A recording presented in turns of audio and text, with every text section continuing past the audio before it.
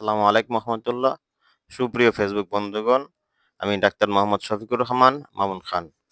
আমি বসা আছি স্বাস্থ্য পুরান বাজার মামুন হোমিও সেন্টারে।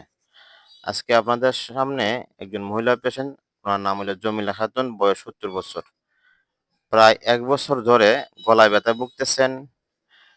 কোনো কিছু খাইতে পারেন না, গলায় ব্যথা করে।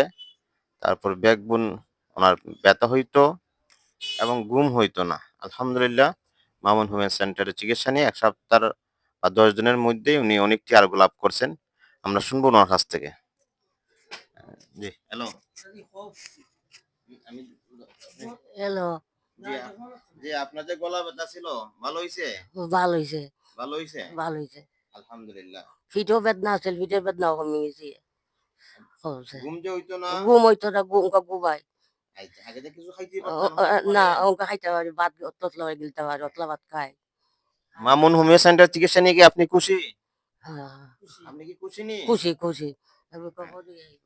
জি? হ্যাঁ, আমি ওখানে আইব। আচ্ছা, আপনি খুশি না? খুশি খুশি, আল্লাহ আল্লাহ যা আপনার দ্বারা আইছি।